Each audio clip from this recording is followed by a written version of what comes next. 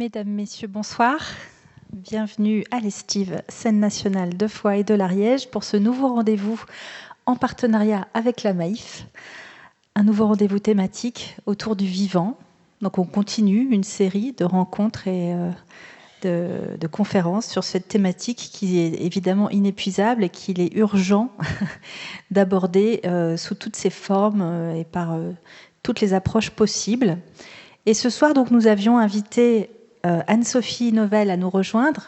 Malheureusement, les grèves de train ont eu raison de sa présence ici, mais pour autant, elle a souhaité maintenir la soirée avec vous et on l'en remercie. Donc, elle est en visio avec nous. Vous m'entendez, Anne-Sophie ? Oui, je vous entends. Vous m'entendez bien ? Très bien, formidable. Merci. Bonsoir. Voilà, et donc c'est une joie pour nous d'arriver à maintenir cette soirée qui nous tenait vraiment à cœur parce que déjà en soi elle s'annonce passionnante, mais aussi parce qu'elle fait suite à d'autres temps consacrés à ces questions d'environnement, d'écologie, de transition que nous avons intitulé génériquement Terrestre, des rendez-vous à la fois de rencontres, de conférences et de cinéma. Alors Anne-Sophie Novelle, elle est journaliste environnementale. Elle vient de publier en 2022 l'enquête sauvage, dans laquelle elle se pose cette question: comment saisir sensiblement les enjeux liés à la 6e extinction des espèces et se les réapproprier pour mieux vivre en harmonie avec les autres êtres vivants. Les invitations sont nombreuses pour se reconnecter à la nature et au vivant, mais cela veut dire quoi exactement ? Comment peut-on le faire ? Portée par une prise de conscience personnelle, la journaliste a mené une enquête de plus d'1 an sur notre relation à la nature et ce qu'il faut faire pour renouer avec elle. Partie au contact des acteurs de cette reconnexion, la journaliste interroge aussi les experts qui manient les connaissances et les concepts les plus actuels sur le sujet. Alors, présenter Anne-Sophie Novelle, ce serait très très long, parce qu'elle a un très très grand parcours déjà de journaliste, à la fois pour la presse, pour différents médias, dont Le Monde en particulier, mais aussi pour la télé, Arte et d'autres chaînes. Je vous invite à aller sur son site internet qui s'appelle De moins en mieux, très joli titre je trouve, et qui décrit parfaitement tous les sujets dans lesquels elle s'est engouffrée avec sa curiosité et son talent de journaliste. Et comme ça, vous en saurez davantage. Elle a plusieurs publications déjà à son actif. Et puis, cette soirée donc s'inscrit dans un temps partagé ensuite de convivialité. Si vous n'avez pas encore commandé vos repas, je vous invite à le faire. Et puis, il y aura à 21h la projection du film tant attendu, La Montagne, de Thomas Salvador. Voilà. Et je passe la parole à José Moredo, notre collègue militant de la Maïf, partenaire de l'Estive donc depuis de nombreuses années, et que nous remercions une fois encore pour ce partenariat très précieux, enrichissant et toujours porteur de nouvelles perspectives. Merci Carole. Merci à vous, chers sociétaires et usagers de l'Estive. Merci au nom de la Maïf, des équipes militantes et salariés de la Maïf. Et voilà, très sincèrement, d'avoir choisi de nous rejoindre à cette première soirée de conférence, ciné et débat, Maïf Estive, pour 2023. 3 rendez-vous qui sont programmés, à laquelle vous avez maintenant l'habitude d'assister. Merci à Carole, merci à toute l'équipe de l'Estive pour son agilité d'abord, et à pouvoir réagir et trouver des solutions techniques et artistiques quand voilà, il y a un impondérable, donc merci beaucoup. Et pour leur accueil et leur confiance qui nous permettent d'échanger au sein de notre communauté mutualiste autour de thématiques sociétales, et ce, depuis maintenant plus de 13 ans. Un grand merci à Anne-Sophie Novelle, que nous avons la chance d'accueillir avec nous ce soir pour nous accompagner et nous guider dans cette réflexion autour de cette thématique ô combien essentielle qu'est notre relation au vivant. Et parce que la Maïf, en tant que communauté humaine, en tant qu'entreprise de l'économie sociale et solidaire, elle ne peut pas rester sourde aux messages d'alerte concernant l'urgence environnementale. Parce qu'à l'heure où les rapports de tous les experts sont de plus en plus pessimistes, où les jeunes diplômés de l'Agrotech Paris appelle les futurs étudiants de la prestigieuse institution à bifurquer et à se tourner vers de nouveaux modèles agroécologiques, nous, Maïf, nous nous plaçons aux côtés de ceux qui agissent pour un futur plus durable et plus responsable. Alors dès 2020, vous le savez, en nous déclarant société à mission, nous nous sommes fixés des objectifs ambitieux en termes de maîtrise de notre empreinte écologique, en termes d'encouragement des comportements vertueux de nos sociétaires et de nos partenaires, et en accompagnant des acteurs qui guident ces démarches bénéfiques pour la planète. En 2022, c'est un nouveau cap qui a été franchi en adoptant le dividende écologique, dont vous avez certainement entendu parler. En effet, dans ce monde qui est frappé de plein fouet par le dérèglement climatique et la crise de la biodiversité, la Maïf a pris une décision inédite. Désormais, 10% de ses bénéfices annuels seront alloués à des projets de solidarité climatique et de régénération de la biodiversité. Concrètement, cette part des bénéfices financera 3 types d'actions. Tout d'abord, des projets de préservation et de régénération de la biodiversité, l'accompagnement des sociétaires Maïf face au dérèglement climatique, et notamment les plus fragiles, et des mesures de l'association Prévention Maïf en faveur du climat, notamment au travers du développement de son dispositif d'éducation et de prévention des risques majeurs, Préventred. Alors, loin des campagnes de greenwashing, la Maïf reste fidèle aux valeurs de ses pères fondateurs et elle réaffirme avec force que l'entreprise mutualiste est politique, et au sens noble du terme, et elle doit s'engager et mobiliser sa communauté au service du mieux commun. Alors, dans votre livre, Anne-Sophie, L'enquête sauvage, vous nous dites d'abord qu'il faut tendre l'oreille et porter une attention sincère au vivant pour surmonter nos peurs, mieux le ressentir, mieux s'en emparer et mieux le défendre, en prenant garde même à ce que les enjeux climatiques ne prennent pas le pas sur la considération du vivant. Alors sans plus attendre, je vous propose que nous tendions l'oreille afin que vous nous dessiniez, Anne-Sophie, le chemin pour nous reconnecter à cette nature qui nous entoure et nous faisons partie. Merci beaucoup, et je voulais juste aussi avoir un remerciement tout particulier pour les jeunes gens qui vous ont accueillis ce soir, qui viennent du LEP-Jean-Duroux et pour qui c'était une première expérience. Voilà, c'est aussi ces rendez-vous qui nous permettent de travailler avec d'autres partenaires comme justement ces lycéens. Et voilà, ça fait partie aussi de l'esprit de collaboration et de coopération de ces rendez-vous. Merci à vous, et Anne-Sophie, c'est à vous. Merci, merci pour votre accueil et merci pour cette invitation. Je voudrais commencer par m'excuser de ne pas être présente physiquement avec vous ce soir. Comme ça vous a été expliqué, des difficultés logistiques n'ont pas rendu ma venue assez facile et aisée. Et donc, voilà, on a réussi à organiser cette intervention par visio. Alors, je sais que pour parler du vivant, sans être dans la vibration d'un moment partagé ensemble de visu, ce n'est pas l'idéal, mais j'aimerais aussi remercier toute l'équipe technique qui s'est organisée pour rendre cela possible. Et puis, comptez sur moi pour revenir par chez vous une autre fois parce que j'adore l'Ariège et j'ai de magnifiques souvenirs d'un printemps passé à Foix il y a quelques années de cela. Donc, voilà, sachez que vous avez de la chance là où vous êtes et j'espère que vous en profitez bien. En tout cas, je suis quand même voilà, heureuse malgré tout de passer ce moment avec vous. Je vais tenter du coup de vous partager ici quelques-unes des leçons que j'ai tirées de l'expérience que j'ai menée pendant près de 2 ans pour comprendre pourquoi nous nous sommes coupés en majorité du vivant et pourquoi il est important en fait de retrouver ce lien au plus vite. Alors, ça vous a été dit tout à l'heure, hein, je suis journaliste indépendante depuis une petite vingtaine d'années. Je suis économiste de formation et je suis devenue journaliste pour mettre la question de l'écologie à la une dans les médias. En 2003-2004, je faisais un constat qu'on n'en parlait pas assez et je trouvais ça anormal au regard de ce que j'apprenais dans le cadre de mes études universitaires. Donc, ça m'a poussée à embrasser cette carrière juste après ma thèse et à travailler pour de nombreuses rédactions, à rédiger aussi plusieurs ouvrages sur des sujets qui, à chaque fois, me semblait utile pour faire voilà, avancer la prise de conscience voilà, de la nécessité d'agir pour répondre aux enjeux du 21e siècle. À titre personnel, juste pour vous expliquer, j'habite à l'est de Bordeaux, dans un petit pays qu'on appelle l'Entre-deux-Mers, que certains ou certaines connaissent peut-être pour le vin blanc. On est connu pour ça dans l'Entre-deux-Mers. Donc en fait, on dit Entre-deux-Mers parce que c'est entre la Garonne et la Dordogne. J'habite dans une petite ville de bientôt 5000 habitants qui s'est énormément urbanisée ces dernières années.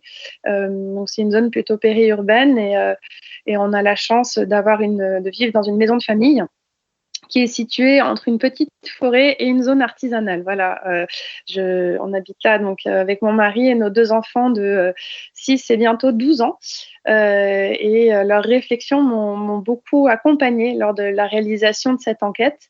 Une enquête qui m'a été confiée donc par La Salamandre, qui est un éditeur de presse qui fête ses 40 ans cette année, et Les Colibris, vous savez, ce réseau qui a été créé par Pierre Rabhi et Cyril Dion. Et donc, ils sont venus me voir au moment du confinement. Moi, je sortais d'un cycle de travail de 6 ans à peu près sur notre rapport à l'information et sur le traitement médiatique de l'écologie. Et voilà, j'ai fait un film, j'ai fait un énorme ouvrage sur ce sujet j'étais en train de passer à autre chose quand ils sont arrivés. Donc, c'était une belle synchronicité et leur constat était assez juste parce qu'ils m'ont dit, voilà, on a pensé à toi parce qu'on connaît ton travail et on a réalisé que tu n'avais pas beaucoup travaillé sur ces questions de nature. Et moi, j'avais justement envie d'aller renouer avec ça, de comprendre un petit peu mon rapport à la biodiversité, enfin voilà, des choses que j'avais en effet pas trop explorées. Et donc, ils m'ont confié la rédaction. Voilà, ils m'ont dit, on te donne 1 an pour comprendre ce que c'est que grandir avec la nature. Alors, on a beaucoup parlé des termes parce que grandir, je leur ai dit, mais moi, je ne veux pas m'adresser qu'aux enfants. Je pense qu'à tout âge, on doit pouvoir faire cette expérience. Et puis, la nature, je trouvais que c'était un terme qui objectivait trop notre rapport au vivant, alors qu'il me semble que nous en faisons partie. Et puis, je leur ai aussi dit, vous savez, je vais attaquer cette enquête avec beaucoup d'humilité parce qu'il me semble qu'une vie ne suffit pas pour cerner toute l'ampleur de la tâche que vous voulez me confier. Une chose est sûre, c'est que voilà, il s'agissait d'explorer notre lien à la nature et de répondre à plusieurs questions. À savoir de comprendre en quoi nous sommes aujourd'hui amnésiques en grande partie de nature, comprendre pourquoi nous avons perdu notre lien au vivant, et puis surtout essayer de voir comment est-ce qu'on peut retrouver ce lien, pourquoi c'est important de le retrouver et comment, fort de ça, on peut agir pour défendre ce qui est aujourd'hui unanimement reconnu par la communauté scientifique comme étant essentiel en fait, tout simplement. Et voilà, donc c'est comme ça que je suis rentrée dans cette enquête. Et puis en réalisant en fait assez vite que j'avais une connaissance très savante de ces enjeux et très peu sensible, et que en soi c'était déjà quelque chose qui voulait tout dire. Donc voilà, donc l'enquête sauvage, je l'ai abordée comme une journaliste, économiste de formation, pas naturaliste, avec aussi toute une réflexion sur justement comment bien parler de ces questions. Il nous semblait aussi, et ça c'est surtout les Colibris qui trouvaient qu'on n'avait pas eu d'enquête véritable, journalistiquement parlant, sur ce sujet. Alors, pourquoi ce sujet du vivant est important? Alors pour commencer, je vous ai mis là voilà, une petite image en fond que certains ou certaines connaissent peut-être. Elle a été réalisée par un professeur en psychologie à l'université de Derby au Royaume-Uni, un chercheur qui s'appelle Miles Richardson, et c'est le schéma des Biodiversity Stripes, les bandes de biodiversité. Il a en gros dessiner des bandes. Donc chaque bande correspond à une année et ça s'étale de 1970 à 2016 en partant du vert jusqu'au gris. Et ce schéma, pour lui, illustre en fait par sa perte de couleur la perte de biodiversité et ça montre que ça s'accentue nettement à partir de l'an 2000. Et donc, si l'on sait que le vivant est essentiel à notre vie, à notre survie, c'est un sujet dont on parle pas très bien en fait dans la presse et les médias. Il y a péril dans la demeure. On vit un véritable effondrement. Voilà, quand je débute mon travail sur l'enquête sauvage, moi, mes connaissances, elles sont surtout voilà, scientifiques par l'ensemble des rapports que j'ai pu lire et dont j'ai connaissance. Et parmi ces rapports, par exemple, il y a ces schémas. Celui-ci, il est produit par le WWF dans son rapport qui est publié tous les 2 ans et dans lequel on apprend que 69% des mammifères, des oiseaux, poissons, reptiles et amphibiens ont disparu depuis 1970. L'IPBES, qui est l'équivalent du GIEC pour le climat, mais cette fois-ci pour la biodiversité, en 2019 expliquait aussi que 1 million d'espèces étaient déjà menacées d'extinction, que 75% de la surface du globe était abîmée par les activités humaines de manière très significative et qu'on avait déjà connu la disparition de 85% des zones humides qui sont en fait très importantes pour nombre d'espèces. Et aujourd'hui, et là c'est un grand spécialiste de ces questions, Philippe Grandcola, qui explique que l'extinction à laquelle nous assistons, la 6e extinction du vivant, est 1000 fois plus rapide que les précédentes crises d'extinction comme celle du Crétacé tertiaire, la fameuse qui a fait disparaître les dinosaures. Et aujourd'hui, là, une des dernières études qui a été publiée sur le sujet en décembre 2022 par le journal Science Advances estime que la Terre va perdre entre 6 et 10% de ses animaux et de ses plantes d'ici à 2050 et jusqu'à 27% d'ici 2100. Donc voilà, je vous ai partagé ici quelques chiffres qui sont assez alarmants.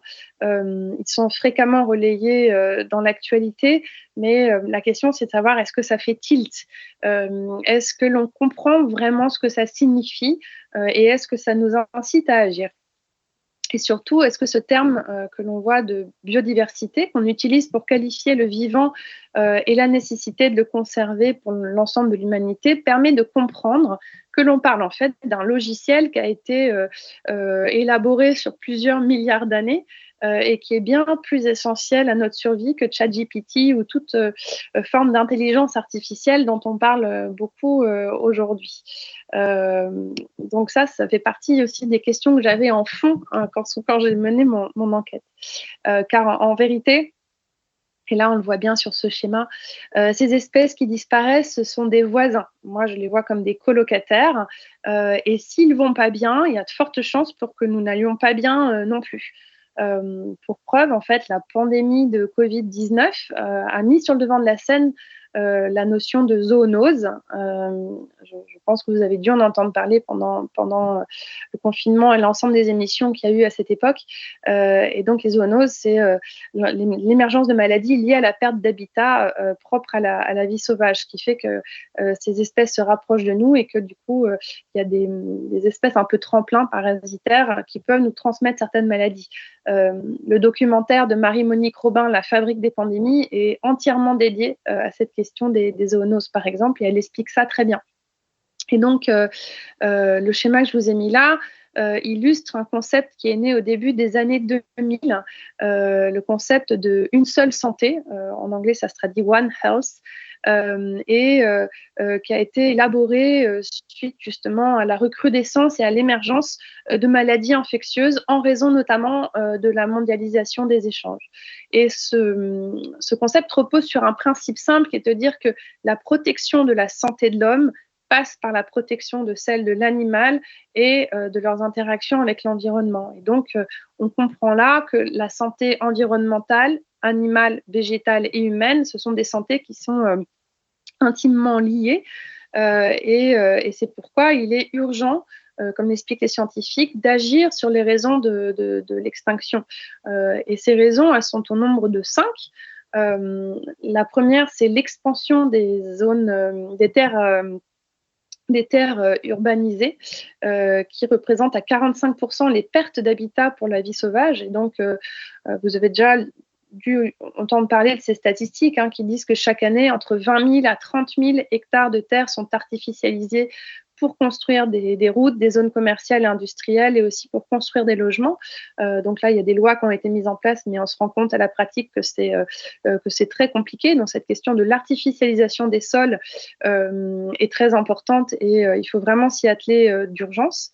Cette perte de biodiversité, c'est aussi lié à l'exploitation directe du vivant. Donc c'est la déforestation, la chasse, la pêche à 37%.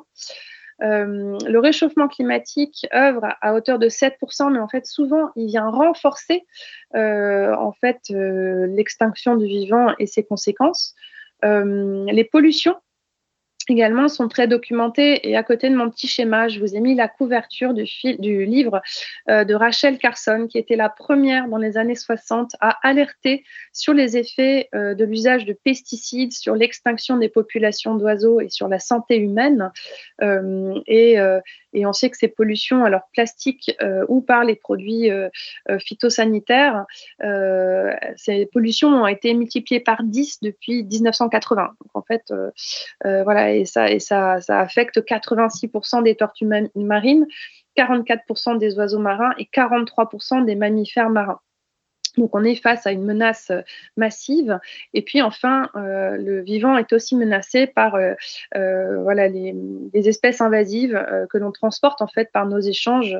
C'est notre activité humaine, anthropique, qui a aussi ces effets, ne serait-ce que par les moustiques tiques, par exemple, qui se sont déplacés en partie par les pneus de nos voitures. Voilà, donc quand on dit les choses comme ça, quand on les présente comme ça, j'ai vraiment conscience que ça a un côté un peu effrayant, triste, et qu'on peut souvent se demander comment agir face à ce sujet qui nous dépasse. Certains philosophes parlent même d'hyper-objet. Donc c'est très difficile de s'en saisir. Voilà, et il y a des interdépendances multiples entre l'ensemble de ces préoccupations. Et s'ajoute à ça, en fait, au-delà de l'aspect, on va dire, conceptuel, de visualisation de ces enjeux, de compréhension et de la façon dont ça peut nous pousser à agir, on souffre aussi donc de cette fameuse amnésie environnementale. Et nous en souffrons à des degrés assez différents. Alors, l'enjeu, c'est de se dire, voilà, point de départ, d'où vient cette amnésie ? Alors, dans l'enquête sauvage, j'ai compilé des preuves sur les origines de cette déconnexion en vivant, en réalisant en fait que je souffrais aussi de cette déconnexion. J'ai grandi en Bourgogne, à Nevers en partie, voilà, jusqu'à mes 10-11 ans. J'étais souvent perchée dans un chêne pour bouquiner. J'avais vu sur un champ brouté par un troupeau de vaches, et j'ai vu ce troupeau se faire délocaliser et engouffrer sous un lotissement. Et puis avec le temps, avec voilà, la vie, je suis devenue très urbaine, et je suis devenue assez inattentive à ce qui se passait dehors dans la nature. J'ai même oublié mon expérience de nature. Et donc l'enquête sauvage a participé à ressusciter cette vie au grand air que j'ai pu avoir petite. Mais si je vous parle de moi, c'est parce qu'en fait, on a toutes et tous eu ces expériences de nature plus jeunes. Certains le conservent tout au long de leur vie, mais d'autres, en fait, le perdent par la force des choses. Et comme nous sommes de plus en plus nombreux à vivre en ville, dans des mégapoles où ces expériences de nature sont de moins en moins nombreuses, c'est très facile d'oublier ce lien, d'autant que ça ne rentre pas dans nos sujets de conversation. Et là aussi, c'est documenté, c'est-à-dire que, par exemple, on sait qu'en 4 générations, le périmètre laissé à un enfant seul est passé de 10 km à 300 mètres.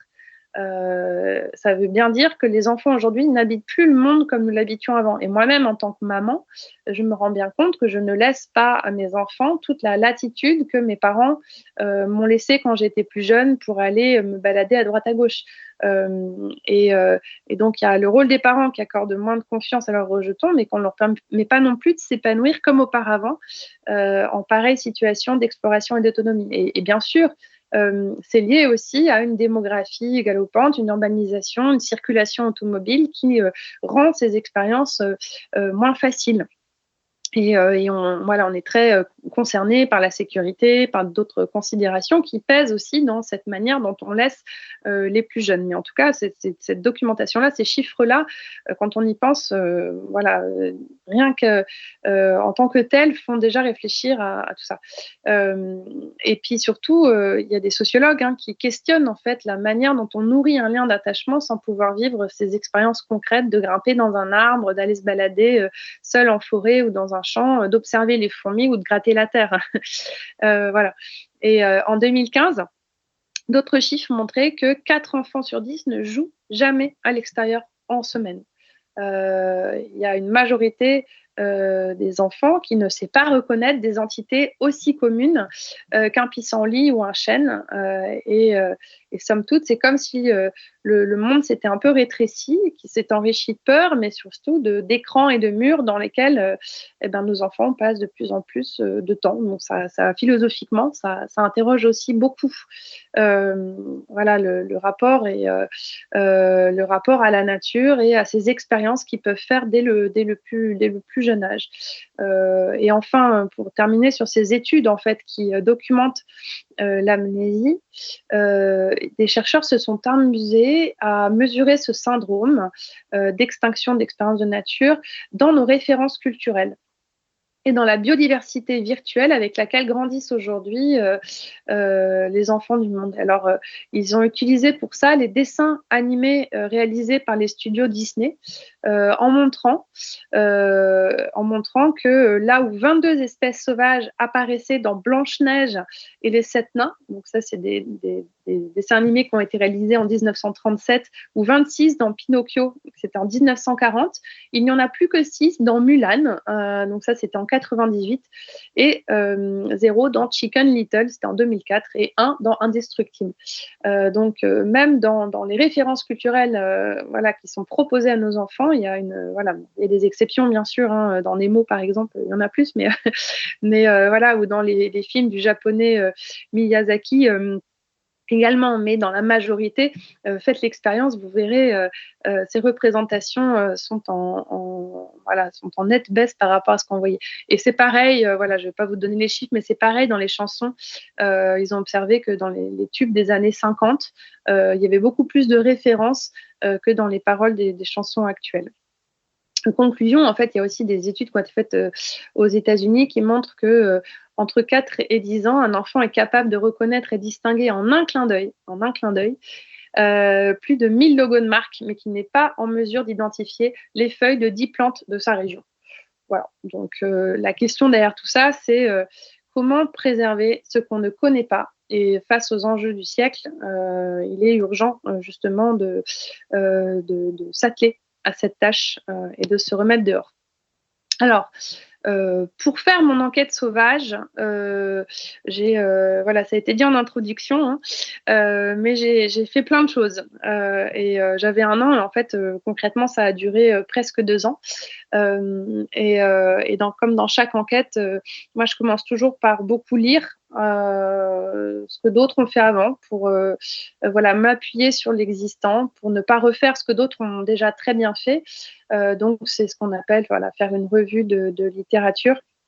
Et je me suis mise à l'écoute de toutes celles et ceux qui ont écrit, scientifiques, philosophes, naturalistes.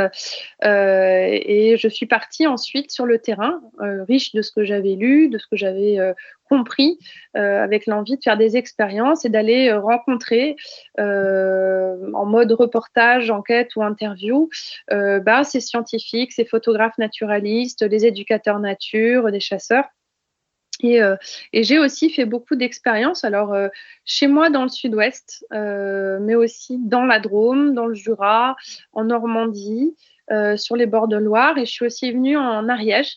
Ça, c'était vers la toute fin de l'enquête. Je suis venue à Perles-et-Castellet, donc un peu plus à l'est de Foix, pour venir constater le vol de 300 sapins qui a eu lieu donc à Perles-et-Castellet. Il y avait Yves et Hélène Rameil, ainsi que la dame là, qui a passé sa vie à restaurer cette petite cahute et qui a perdu tous les arbres de ce magnifique endroit qu'ils avaient essayé de préserver. Et donc le livre commence d'ailleurs sur cette effroyable histoire. Et on a prouvé là récemment, des journalistes d'investigation ont prouvé que c'était lié à des trafics aussi. Il y a beaucoup de trafics en ce moment de bois, notamment avec la Chine, avec des trafics de certificats. En tout cas, voilà, dans mon enquête, j'ai rencontré plus d'une centaine de personnes, de passionnés, et parmi les premières choses que je raconte quand il a fallu que je mette un peu à plat tout ça, c'est que la première chose que j'ai appris à faire, c'est me taire. Et alors, se taire, on peut l'entendre de plusieurs manières. C'est se taire, ne plus parler, mais c'est aussi atterrir, toucher terre, un peu dans le sens philosophique, très bien décrit par un philosophe comme Bruno Latour.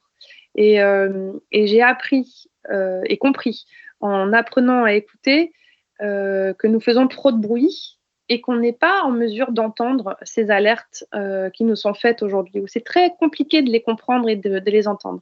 Et pendant que nous faisons du bruit, en fait, on n'entend pas le silence qui est lié à la disparition des oiseaux et des insectes qui s'évaporent en fait dans le silence de notre indifférence. Et donc, pour aller saisir ce sujet, j'ai beaucoup discuté avec des ornithologues pour comprendre, par exemple, le rôle des oiseaux, auquel je ne faisais pas plus attention que ça. Ils étaient là, ils chantaient, mais je ne m'intéressais pas à qu'est-ce qu'un oiseau, d'où vient-il, c'est quoi sa vie.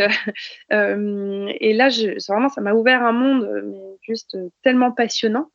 J'ai beaucoup échangé aussi avec des bioacousticiens pour saisir les sons de nature et comprendre comment nos paysages sonores ont évolué. Et puis petit à petit, en fait, j'ai appris à juste tendre l'oreille. Alors ça a donné des expériences assez drôles que je relate dans le livre, mais moi, j'étais devenue urbaine, je vous l'ai dit, et quand on s'est réinstallé dans cette maison de famille au moment du confinement, la nuit, j'ai eu plusieurs frayeurs, au point qu'un soir, j'ai dit à mon mari, mais il y a un cinglé à l'autre bout du jardin qui est en train de faire des bruits étranges. Il faudrait que tu ailles voir. Et il me dit, mais en fait, c'est pas un cinglé, Anne-Sophie, c'est le chevreuil qui est en train d'aboyer. Voilà, donc il y a eu des petites expériences comme ça assez drôles. Le renard aussi, c'est assez effrayant quand on n'est pas habitué les premières fois. Donc voilà, mes expériences ont été sonores de cette manière-là. Mais quand on a l'oreille qui traîne comme ça, quand on commence à saisir ces bruits de nature, on prête vraiment attention différemment à ce qui nous entoure. Mais on prend aussi conscience du brouillard acoustique lié au bruit de notre civilisation et aux effets que ça peut avoir sur le comportement de nos colocataires. Et ça, je parle par exemple d'études qui ont été faites sur les bruits faits dans l'océan par tout un tas de navires, de sous-marins, par toute l'activité en fait de pêcherie, mais aussi militaire qu'on peut avoir dans l'océan et qui brouille en fait la communication des animaux marins, qui empêchent et limitent leur mode de reproduction. Donc c'est de plus en plus documenté et c'est un champ de recherche scientifique qui est en plein essor. Une chose est sûre, comme le dit Grégoire Loïs, qui est un ornithologue au Muséum national d'histoire naturelle, avec qui j'ai beaucoup échangé, qui m'a appris à faire des sonogrammes ou à visualiser en fait les chants des oiseaux. Il le dit très bien, il dit: le silence des oiseaux est aussi réel que pernicieux. Les passionnés l'observent, mais tous les hommes le ressentent. Et ça, je pense que voilà, quand on commence à tendre l'oreille, et surtout en ce moment, le matin très tôt vers 6 heures, le cœur de l'aube, il n'y a rien de plus beau. Les merles, ils n'en peuvent plus en ce moment. Enfin, il faut vraiment y aller.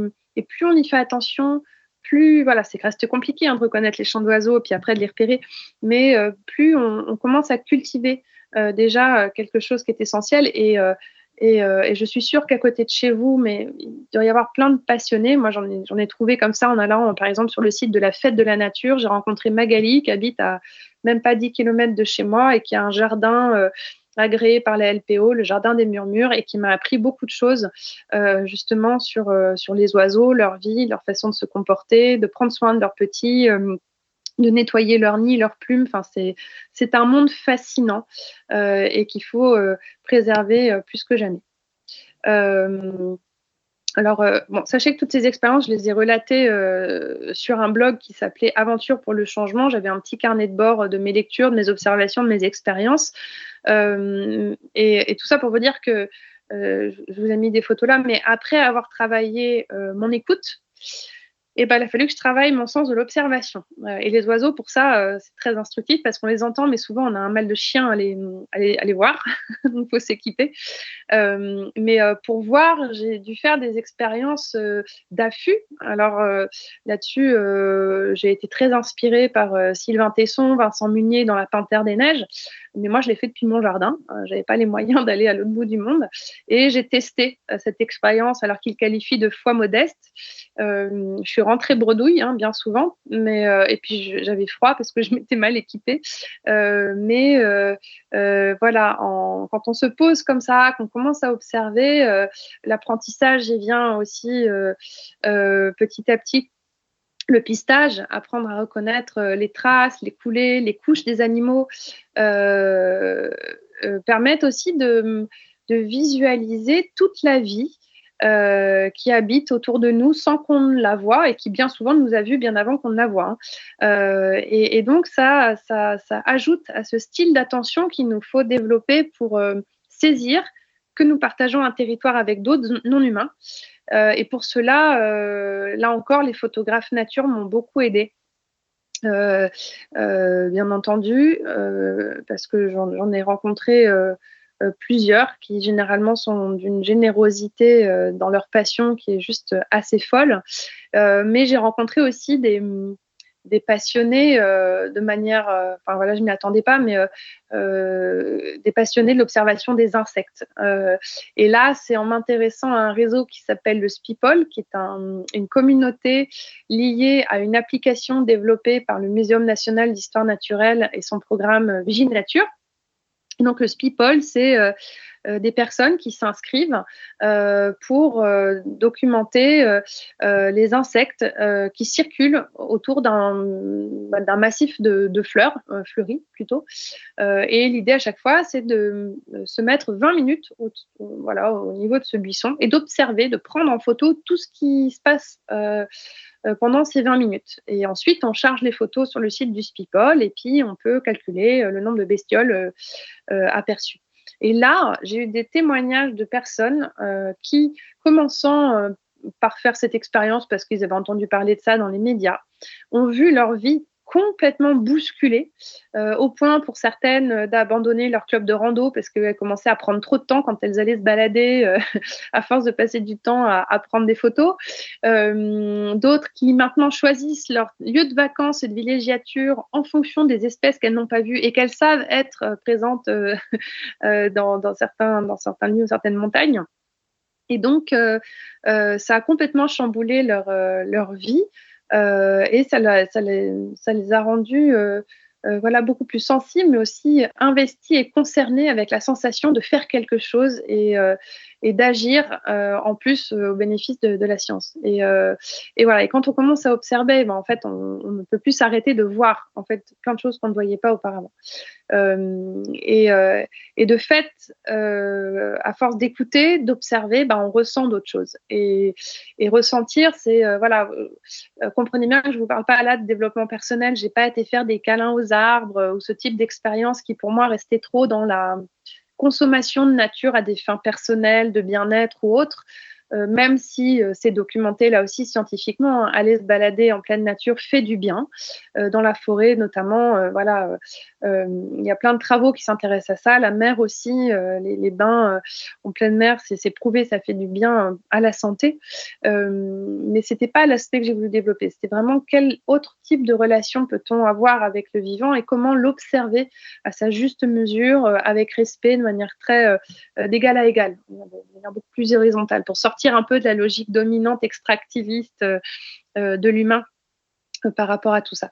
Et donc, on ressent autrement parce qu'en fait, je pense que les anciens, les plus âgés et les générations qui nous précédaient passaient tout simplement plus de temps dehors, de par voilà, les travaux qu'il fallait faire en extérieur, mais aussi parce qu'il y avait moins de lumière dans les rues la nuit, moins d'écran, on était beaucoup plus soumis au rythme des saisons et de la nuit et du jour, et de coup plus connectés, plus reliés au rythme des saisons.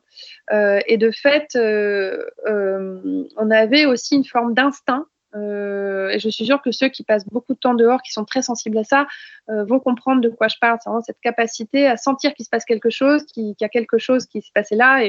Et voilà, j'en parlais avec Laurent Tillon, par exemple, qui est en charge des questions de biodiversité pour l'ONF et qui a écrit ce fabuleux livre, là, Être un chêne.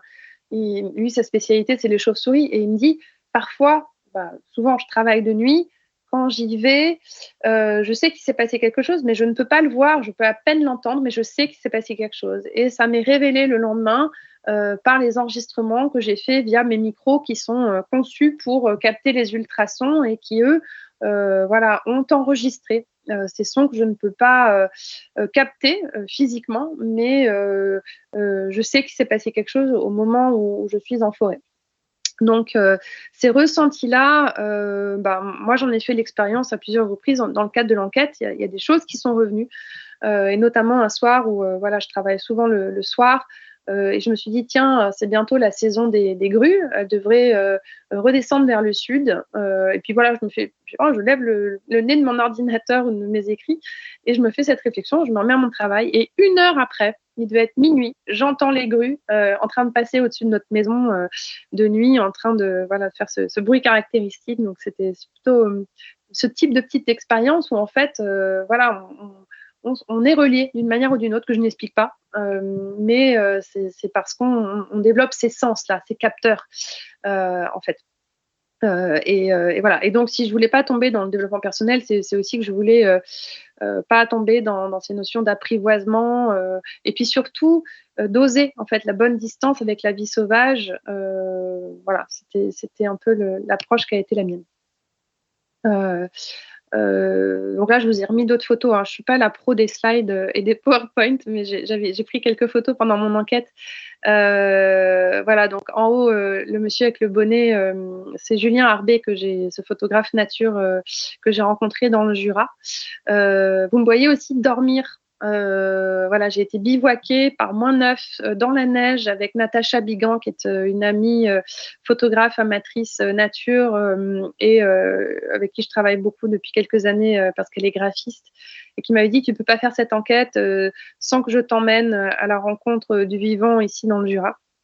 Donc, on a été bivouaqués pour essayer de nuit, pour essayer d'entendre la chouette de Tengmalm, qui est une toute petite chouette, et puis aussi pister dans la neige, parce qu'il n'y a rien de tel que la neige pour voir les traces d'écureuils, d'hermines ou autres. Donc, j'ai aussi fait de l'affût avec elle et des amis à elle impliqués dans le parc national. Dans le parc régional du Jura, à l'Ajoux. Et j'ai fait aussi des expériences qui m'ont permis de travailler sur mes peurs. C'est pour ça que je vous ai mis une araignée. J'espère qu'il n'y a pas d'arachnophobes trop dans la salle, parce que on a tous des peurs. Ou pas d'ailleurs, mais bon, beaucoup d'entre nous ont des peurs, hein. Ça peut être le serpent, l'araignée, c'est assez fréquent. Et pour travailler sur ces peurs, du coup, j'ai été voir Christine Rollard, qui est une grande spécialiste au Muséum national d'histoire naturelle des araignées. Elle a une collection dans son bureau qui est assez folle. Donc, j'ai passé la journée avec elle là-bas. pour comprendre ce monde soyeux de l'araignée. Et surtout, quand on plonge dans le monde d'un animal qu'on ne connaît pas, on apprend à maîtriser aussi ses peurs. Et Christine passe d'ailleurs beaucoup de temps, pour information, à aider les arachnophobes à surmonter leur phobie. Moi, j'avais pas de peur des araignées, et j'avoue que depuis que j'ai passé du temps avec Christine, je m'amuse même beaucoup à les observer. C'est fascinant, donc je vous invite à le faire, à reconnaître les mâles des femelles, à voir comment elles tissent leur toile, à comprendre leur mode de vie, à voir comment elles capturent leur proie aussi. C'est très instructif. Et ça nous fait vraiment travailler sur nos ignorances et nos fantasmes. Voilà. Moi, ma peur, c'était d'aller seule en forêt. C'est peut-être bête, hein, j'y vais très souvent en famille avec des proches, mais y aller seule, c'était quelque chose, je pense que c'était le syndrome du petit chaperon rouge. Et dans l'enquête, je raconte le jour où, voilà, un jour, un matin, c'est bon, j'y vais toute seule et je suis riche de tous les enseignements que j'ai pu recevoir dans l'enquête.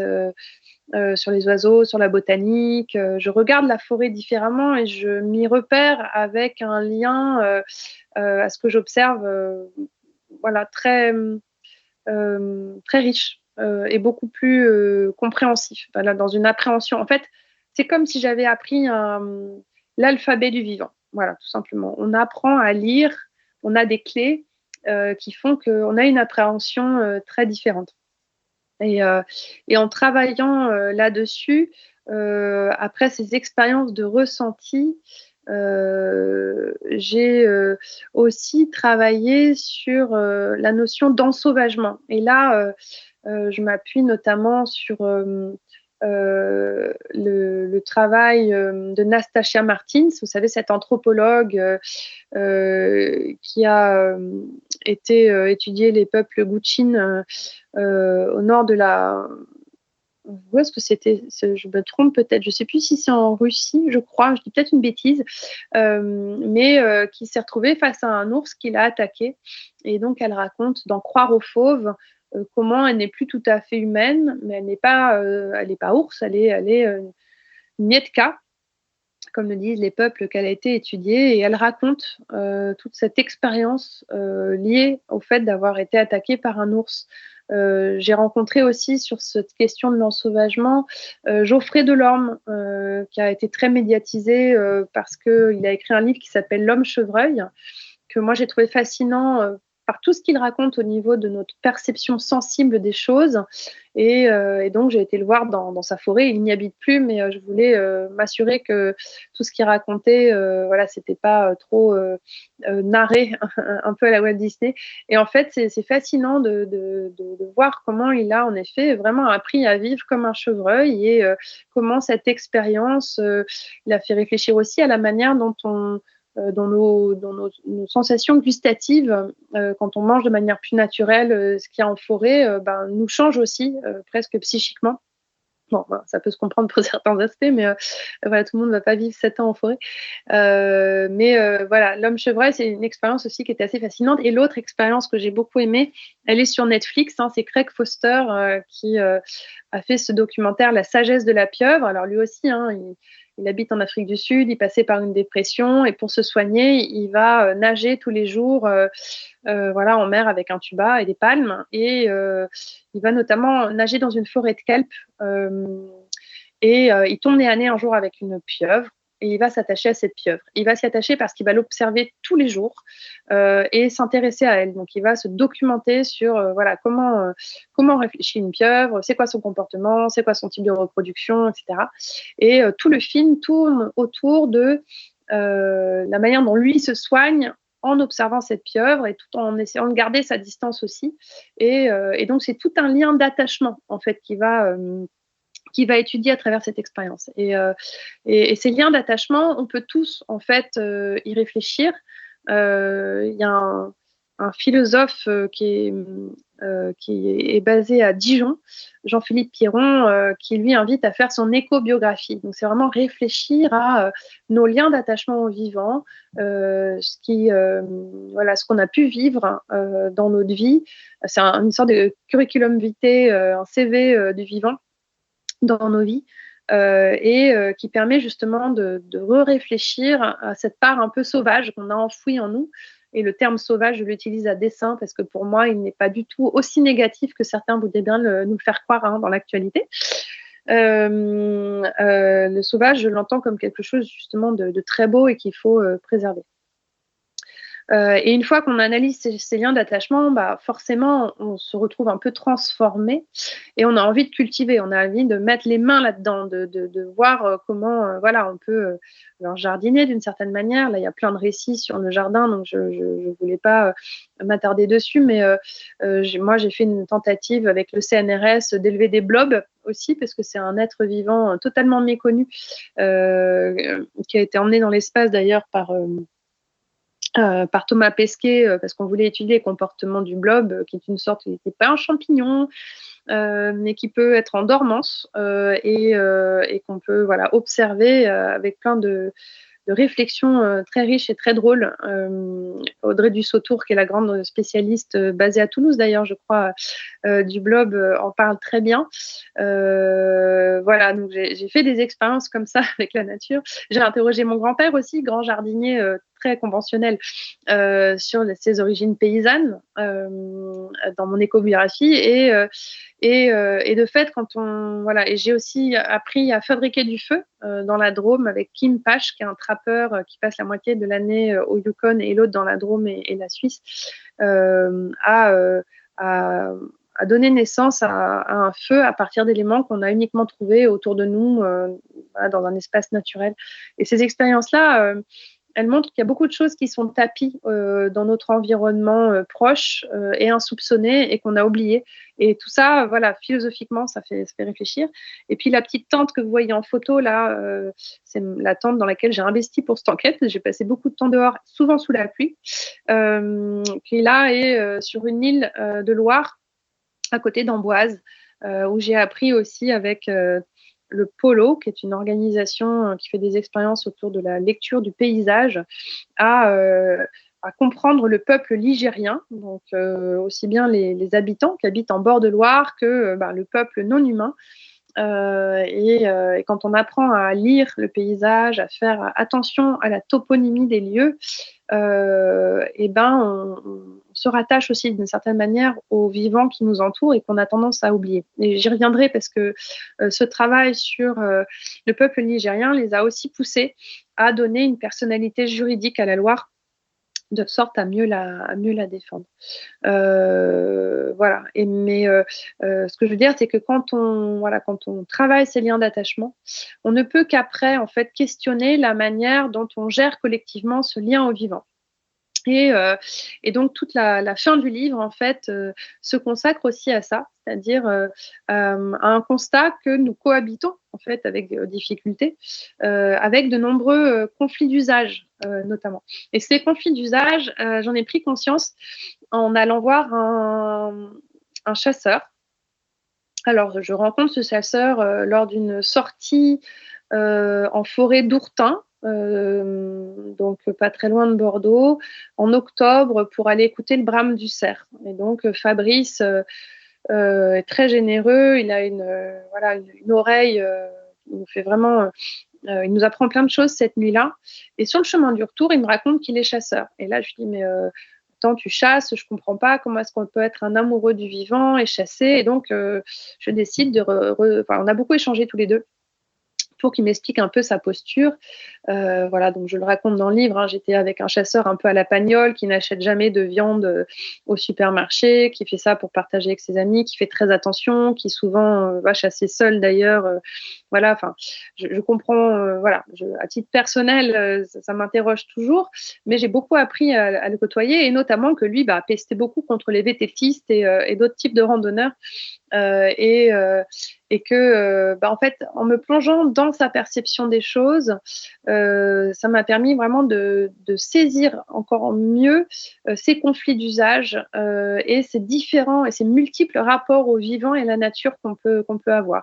Et là, dans les photos que je vous ai mises, Donc la photo en bas à droite, c'est Fabrice dans une palombière. Nous, dans le sud-ouest, on a beaucoup de palombières. Donc je ne savais même pas comment ça fonctionnait, donc j'ai pu comprendre avec lui ce jour-là. Voilà, et ça nourrit aussi tous les débats sur les chasses traditionnelles. On pourra en reparler si vous voulez, mais sur les autres photos, c'est des choses qui sont prises, notamment la maison églantine, là où les pins complètement mal taillés. C'est dans ma rue. Je vous disais, je suis entre une zone artisanale que l'on voit à travers les pins qui ont été complètement abîmés et une zone qui est de plus en plus densifiée, urbanisée, où les lotissements et les maisons ont toujours des petits noms très mignons qui évoquent la nature, mais qui en fait bétonnent totalement les terres. Et j'ai réalisé aussi que ma voisine, du coup, a fait ça, a taillé ses arbres, parce qu'au départ, elle voulait complètement les tailler pour vendre son terrain, mais sans nous demander notre avis, sans réaliser que ça allait nous mettre la vue sur cette zone artisanale. Mais surtout, j'ai compris ce jour-là qu'elle avait peur des arbres et je ne pensais pas que c'était possible. Et j'ai réalisé que c'est pas parce qu'aujourd'hui on habite à la campagne qu'on est plus attentif à la nature, et que cette segmentation que l'on fait parfois entre urbains et ruraux parfois est assez artificielle. On peut être dans le monde rural et ne pas laisser pousser une herbe folle, tout tondre, essayer de cadrer, voilà, sans respecter du tout le vivant qui nous entoure. Donc, il n'y a pas, voilà, ces évidences-là, je voulais aussi un peu les déconstruire. Et puis, de fait, quand on interroge collectivement nos façons d'habiter le monde, on ne peut pas ne pas s'intéresser du coup à tous ces mouvements de lutte, alors qui font la une des journaux en ce moment, parce que la situation s'est un petit peu tendue, mais localement, je pense que vous pouvez toutes et tous faire cette expérience. Moi, j'interpelle beaucoup mon maire sur sa politique d'urbanisation, et puis aussi parce qu'il nous propose par exemple des opérations pour planter des fleurs sur des balconnières, alors qu'il a coupé toutes les haies et de nombreux espaces voilà, de prairies ou d'arbres qui étaient là depuis toujours, qui étaient des puits de carbone. Et donc, du coup, il y a des ordres de grandeur qui me dépassent un petit peu. Et donc, j'essaie de l'interpeller pour qu'il prenne conscience de ces enjeux et du fait qu'en faisant ça, il condamne aussi notre avenir. Quand on artificialise les sols, en fait, on se coupe tout de suite d'une solution reconnue dans le dernier rapport du GIEC. Les solutions de nature permettent en fait de mieux lutter contre le changement climatique. Donc le livre s'intéresse en fait à ces conflits d'usage et à ces luttes, donc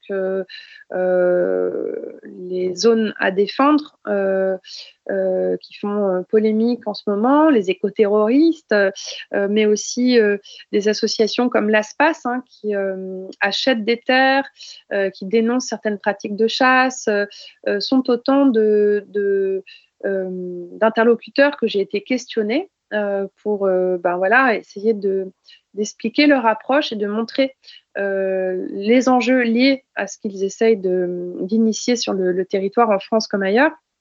Et puis, forcément, je me suis intéressée aussi à ces initiatives-là autour de la reconnaissance du crime d'écocide qui est en train d'avancer, notamment au niveau européen.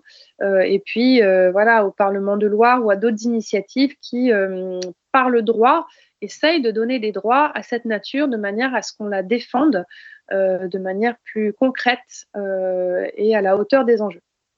Et puis, je me suis aussi intéressée à des individus comme vous et moi qui ont mis par exemple en place des ORE, donc c'est des obligations réelles environnementales qui permettent, quand on possède des terres, de travailler avec des institutions comme les conservatoires naturels par exemple, pour dire voilà, pendant 99 ans, à cet endroit-là, je veux que cet espace soit préservé, qu'on n'y fasse rien. Et ça, c'est très simple. Il suffit juste d'aller voir un notaire, de trouver une institution partenaire et de mettre en place une protection de la sorte. Donc, il y a plein de choses à faire, en fait, pour agir et préserver ce vivant qui nous entoure et comprendre qu'aujourd'hui, s'il y a des tensions qui se créent autour de ces enjeux, c'est parce qu'il y a vraiment urgence à le préserver et qu'il est urgent surtout d'en faire un objet de débat démocratique, parce que ce sont des choix qui nous concernent tous, et qui mériteraient d'être collectivement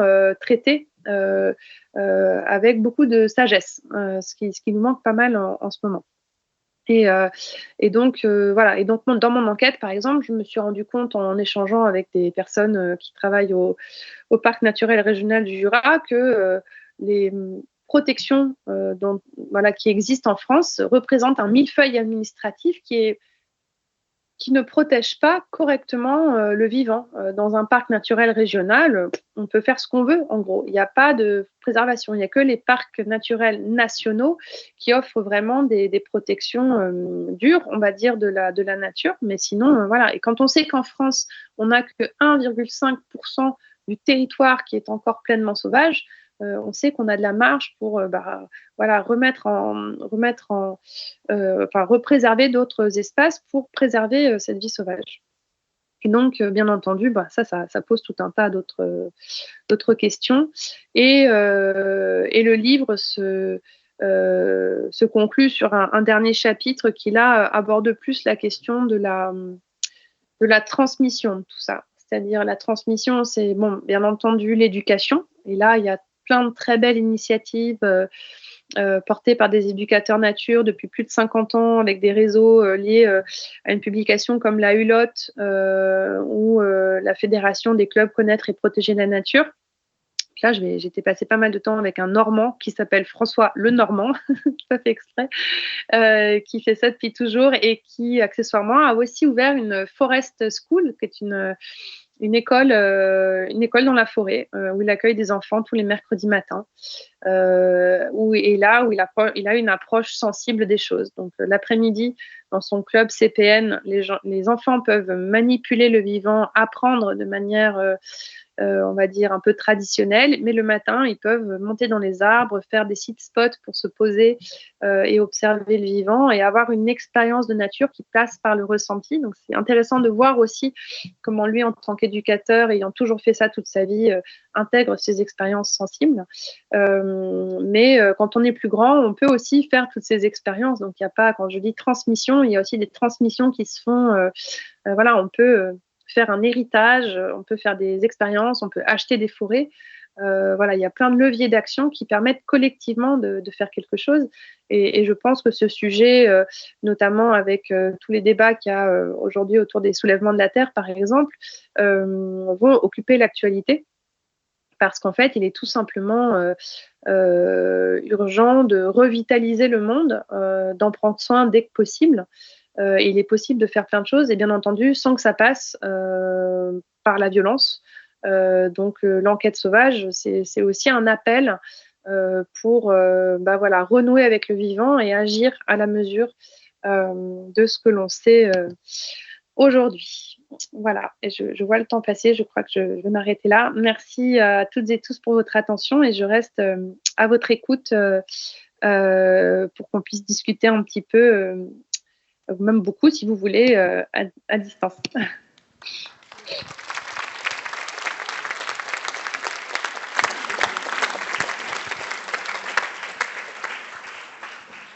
Alors merci Anne-Sophie, bonsoir. Et donc il est possible de poser des questions à Anne-Sophie Nouvel. Donc voilà, on a 2 micros, faites-moi signe. Et je vous entends parfaitement. Peut-être dire qu'on est désolé pour des raisons indépendantes de notre volonté. Il n'y aura pas les livres qui vous seront proposés tout de suite à la sortie de la conférence, mais on est bien pourvu en librairie indépendante ici en Ariège, donc n'hésitez pas à passer commande chez votre libraire préféré. On est désolé de ce contretemps, on n'a pas réussi à avoir les livres ce soir à temps. Une fois n'est pas coutume.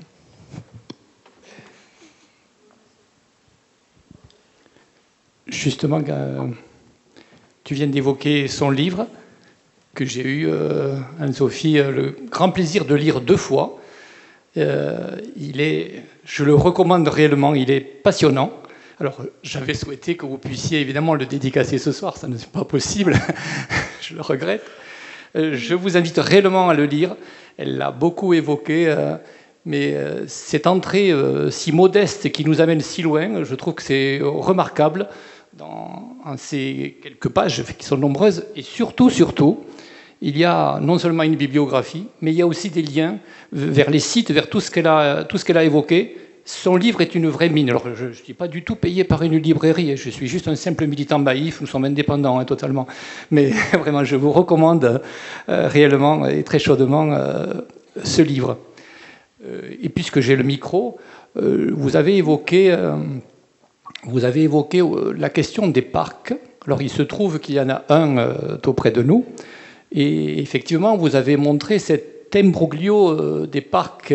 Alors, je ne sais pas si dans la salle, certains sont concernés, mais moi, ça m'a effectivement questionné. Voilà. Nous avons ici un parc naturel régional.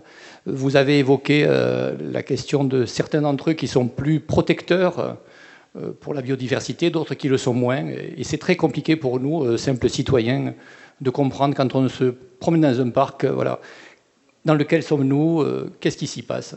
Peut-être pourriez-vous nous éclairer, ou quelqu'un dans la salle aussi peut le faire. Merci.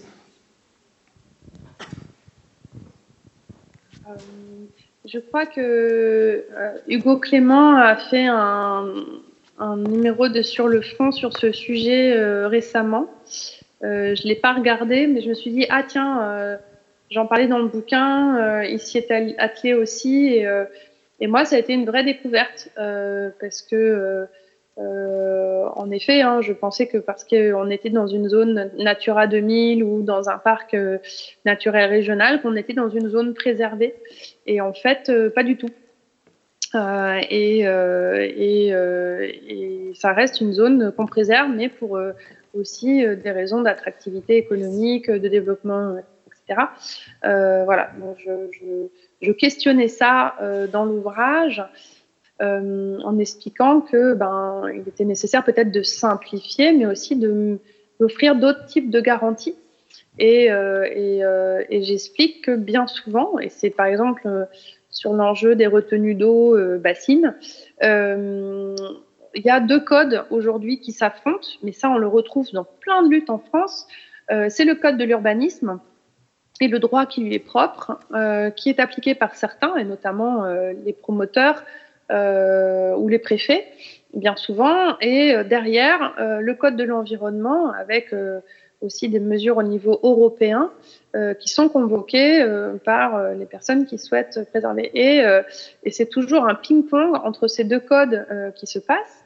Et bien souvent, sur de nombreux terrains de lutte, et ça a été documenté aussi par des confrères et des consoeurs, les collectifs ont raison, mais souvent trop tard. C'est-à-dire qu'on leur donne raison 2 à 3 ans après les dégâts.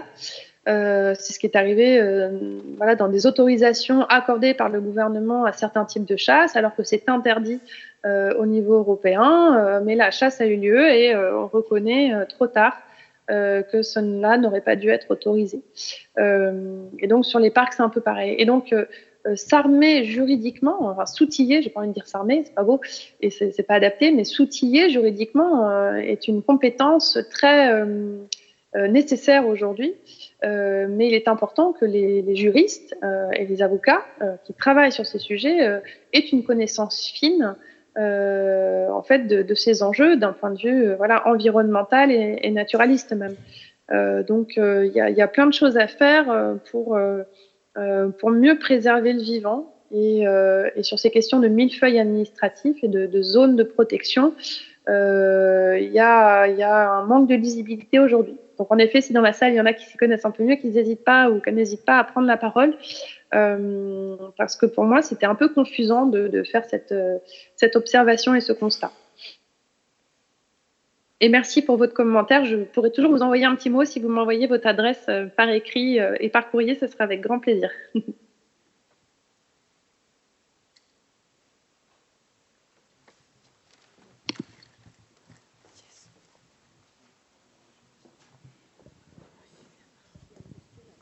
Bonjour madame. Félicitations pour votre reportage. Je pense qu'il a pris beaucoup de temps et beaucoup d'énergie. Et, voilà. Et moi, ma question, elle est celle-ci. La nature, vous en parlez comme un souvenir d'enfance, comme moi je l'ai aussi. Et il y a 80% de la salle qui a plus de 50 ans. Il y a plein de cheveux blancs partout, je vous rassure. Même moi, j'en ai. Du coup, qu'est-ce qu'on fait pour nos enfants ou pour nos petits-enfants? Merci pour cette question. Vous pouvez faire plein de choses, à commencer justement par leur apprendre ce que vous connaissez sans doute très bien et que vous avez eu la chance de côtoyer de manière très différente. Parce que les extinctions dont je vous parlais, documentées avec les pertes de vivants, voilà, que les scientifiques mettent en avant depuis les années 70, ça vous a permis de connaître un environnement qu'on ne connaîtra plus. Même si, et ça j'en suis convaincue, et c'est ça aussi, cette enquête m'a fait du bien, parce que quand on se relie à ce fonctionnement du vivant, on comprend qu'il y a une énorme résilience et que si on préserve, si on défend, la nature s'en sortira toujours sans nous, en fait, tout simplement. Et il suffit de voir des friches où le vivant reprend ses droits. Elle a une force d'adaptation, et c'est pour ça que je parlais d'un logiciel fort de milliards d'années d'évolution. Voilà, elle a fait plein d'essais et d'erreurs avant qu'on arrive. Nous, on est arrivé à minimum une seconde à peine sur l'échelle du temps. Et voilà, je reste convaincue qu'il n'est pas trop tard, mais qu'il faut le faire de manière urgente. Voilà, donc dans la transmission pour les enfants, je pense que c'est déjà passer le plus de temps possible dehors, et même quand on est en ville, j'ai envie de dire, il y a plein de choses à faire. C'est pas voilà, et on peut trouver des espaces, voilà, c'est plus restreint, mais il faut pas hésiter à aller dehors avec eux et à leur parler. Et à échanger, parce qu'en fait, ça va leur créer des souvenirs, ça va leur créer ces fameux liens d'attachement que j'évoquais tout à l'heure. Et si je l'ai parlé, voilà, cet exercice d'éco-biographie, c'est vrai qu'il est souvent lié à l'enfance, mais c'est parce que enfant, c'est là aussi qu'on a le plus l'occasion d'aller mettre les mains dans la terre et passer du temps dehors comme ça à s'amuser, en principe. Même si là, voilà, dans certains pays aux États-Unis, c'est beaucoup plus important que chez nous. En effet, les enfants passent de moins en moins de temps dehors et sont de plus en plus enfermés entre quatre murs et derrière des écrans. Donc pour moi, il est aussi urgent qu'ils apprennent à s'ennuyer, à couper les écrans. Je sais que c'est une lutte permanente. Moi-même, en tant que maman, d'autant plus que j'ai beaucoup travaillé sur ces questions et que je fais beaucoup d'éducation aux médias dans plein de classes de primaire, il faut absolument lutter contre ces écrans, voilà, et leur apprendre à passer du temps dehors, à utiliser leurs mains autrement et à cultiver l'amusement, l'émerveillement et l'apprentissage de cette manière-là. Et on peut réintroduire les écrans autrement, pour faire des photos, pour aller utiliser peut-être quelques applis, mais l'important, c'est qu'ils dégagent du temps d'attention à tout cela qui n'est pas capturé de la même manière quand on est derrière un écran. Et tout est fait sur les écrans pour capturer notre attention. Et c'est pour ça que je disais tout à l'heure, dans le vivant, moi, j'ai trouvé une forme de vérité, de stabilité, d'ancrage, en fait, parce que c'est de ça dont il s'agit, très fort et qui fait du bien, en fait, par rapport à un monde qui est en train de, voilà, qui dans ces espaces virtuels, va trop vite, nous dépasse et nous capture complètement. Donc il est voilà, c'est plein de choses que vous pouvez faire. Et donc avec vos enfants, petits-enfants, cultiver ces moments-là, c'est important vraiment de les équiper. Et puis aller dormir dehors avec eux si c'est encore possible, en forêt, en hamac, je sais pas. Il y a plein d'assos qui proposent des trucs géniaux, formidables, simples, ou même des ateliers. Après, dans le livre, j'en parle de manière un peu amère peut-être à un moment, mais j'explique que mon fils, il a des maîtresses géniales dans une école super, mais la première expérience qu'il fait avec sa classe, c'est aller ramasser des déchets. Et l'opération est sponsorisée par un supermarché du coin qui leur donne des petits brassards et des gants. Là, je me dis, oh, qu'est-ce que c'est cynique quand même. Ces gars, ils ont distribué des poches plastiques qu'on retrouve dans le fond de l'océan. Et maintenant, ils se retrouvent à sponsoriser des opérations de découverte nature pour les enfants et on leur demande d'aller ramasser les déchets. Pour moi, c'était très perturbant. Alors, heureusement, les maîtresses n'ont pas fait que ça. Mais je me disais, waouh, quelle entrée en matière. C'est vraiment symptomatique de notre époque, pardon. Donc voilà, il faut multiplier les expériences et pas seulement du ramassage de déchets, c'est important, mais la nature, c'est pas que ça. Donc voilà, leur transmettre, leur apprendre, et puis voilà, souvent aussi il y a des appétences. Certains vont être très manuels et il y a plein de choses à faire manuellement. Il y a plein de livres là-dessus sur l'école de la nature, la salamandre et d'autres, l'école de la forêt. Il y a plein d'ouvrages qui sont sortis récemment. Donc c'est vrai que je donne beaucoup de ressources dans mon bouquin, mais il y a plein de choses à faire. Donc n'hésitez pas si vous pouvez faire ça avec eux, même s'ils râlent au début. Ça c'est souvent le cas. Hein, les miens ils râlent maintenant parce qu'ils ont grandi. Mais après ce moment-là, généralement on s'amuse beaucoup. Bien, je voulais vous poser une question. D'abord, vous remercier de votre présentation, parce que ce qui est intéressant, en dehors de l'approche de la question du vivant, c'est le cheminement. C'est ce qui vous a amené, en fait, à parcourir historiquement, quelque part, ce chemin de découverte. Et ça, c'est très intéressant. Et en ce qui concerne les enfants, c'est à peu près la même chose, finalement. C'est-à-dire comment travailler sur un cheminement qui amène à replacer l'individu par rapport à la nature. Mais je voulais vous parler aussi des prises de conscience qu'on peut avoir ici localement et d'un cas très très récent. Il y a eu une consultation publique récemment sur un projet d'aménagement touristique sur le lac de Montbel, dont on a beaucoup parlé dans la presse parce qu'il n'y a quasiment plus d'eau. Enfin, ça serait généreux en ce moment, mais bon. Et il y a un investisseur qui, sur le lac à niveau constant, veut construire 25 bungalows. Consultation publique, 30 jours, du 27 février au 30 mars, 1000 participations. Il y a eu au total à peu près 980 contributions. Donc c'est intéressant parce qu'en dehors du fait que ça se fait sur les internets, ce qui peut permettre de dire c'est un problème parce que les gens qui n'ont pas internet, etc., qui ne sont pas habitués, par rapport à l'enquête publique où il y avait le registre, le commissaire enquêteur et où il fallait aller en mairie, finalement non, l'impact est assez fort, et notamment par des anciens qui participent.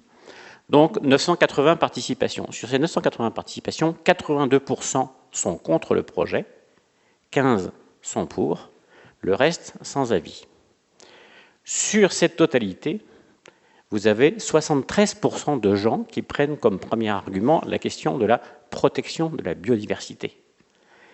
Le chemin avance. On voit qu'effectivement, en dehors des questions purement politiques ou politiciennes, la question de la biodiversité est prégnante aujourd'hui parmi le public. Mais donc, les gens qui sont contre, c'est ce public en général, et sur les gens qui sont pour, les 15% qui sont pour, on a à peu près 70% d'élus. Donc la question, je suis toujours sur ce cheminement, on est dans une dichotomie assez considérable, et la question c'est comment les faire cheminer. On le connaît, leurs priorités, etc. Je vais donner très rapidement deux petits exemples très très locaux et très récents.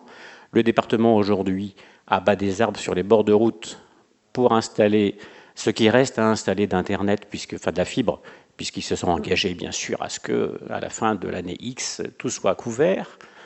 On abat des arbres dans tous les sens, y compris sur les bords de rivières. Aucune considération en fait des caractères écologiques de base. Et on y va avec des machines, etc. Nos cantonniers faisaient beaucoup mieux. Dernier exemple, le quartier de Montgauzy, ici à Foix, où on vient d'abattre des arbres sur un chemin historique, un chemin piétonnier historique qui permet de descendre de Montgauzy dans le centre de Foix.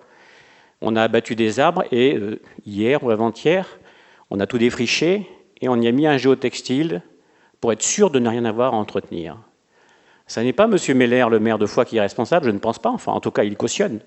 C'est l'organisme d'habitat HLM ou autre qui doit gérer ceci en fait. Voilà. On est dans une idiotie la plus totale parce qu'il ne faut pas entretenir, ça coûte trop cher.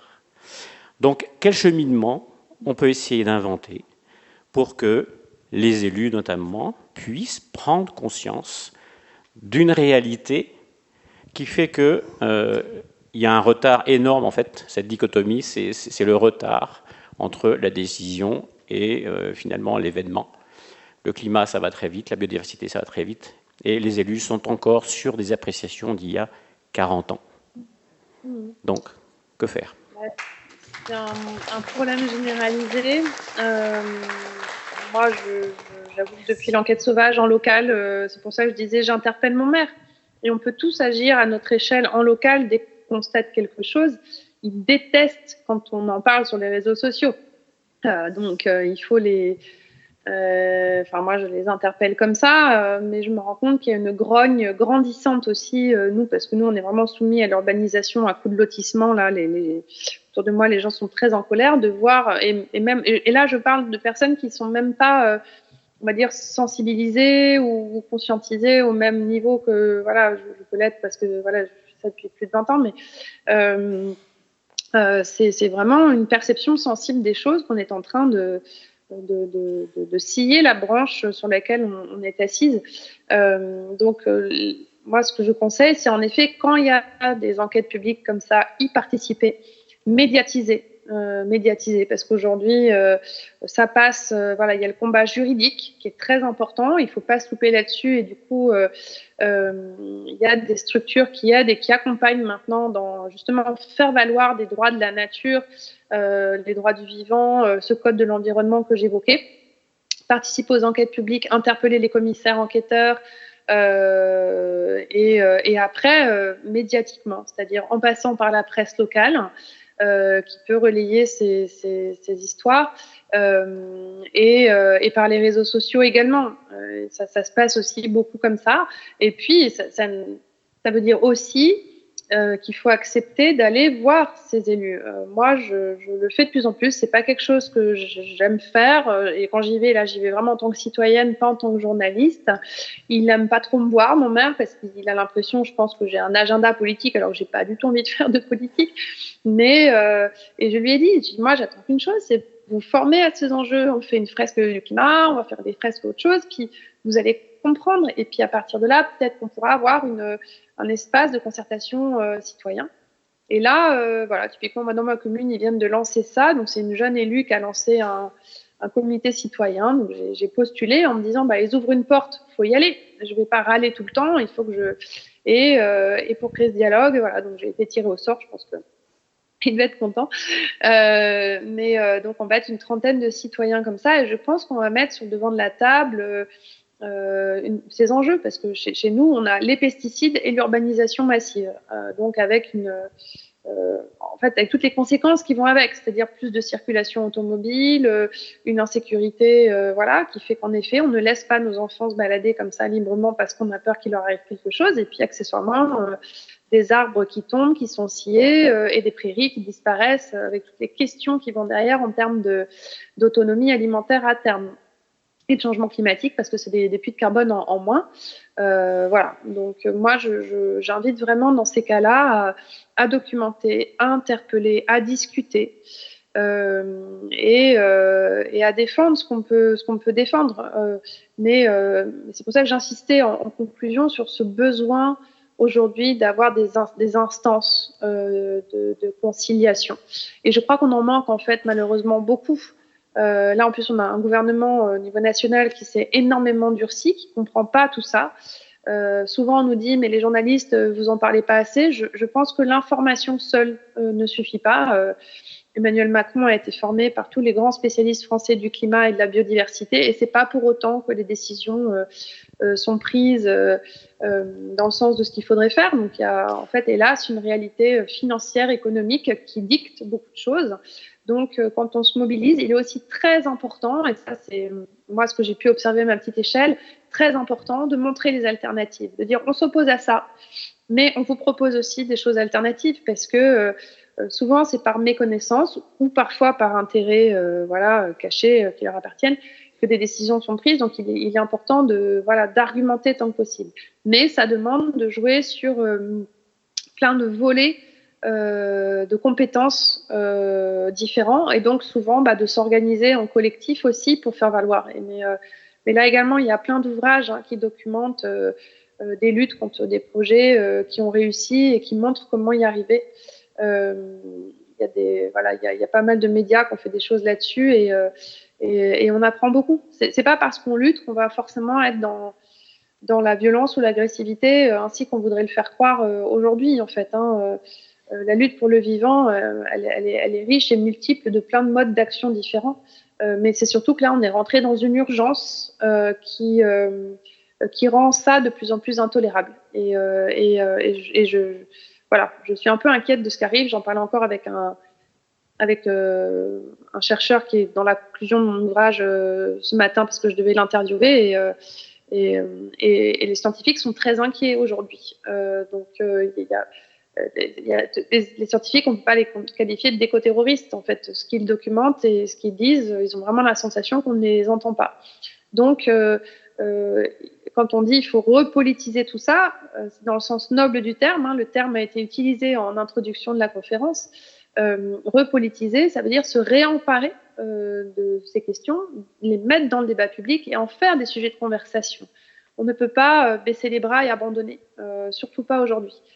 Et donc, ça signifie reprendre sa place dans la démocratie et éventuellement, si on a du temps, s'investir dans ces instances est crucial aujourd'hui pour faire valoir cette parole-là et pour essayer de tant que possible de le faire. Mais d'autres préféreront peut-être le faire à un niveau économique. Enfin voilà, il faut agir à tout niveau.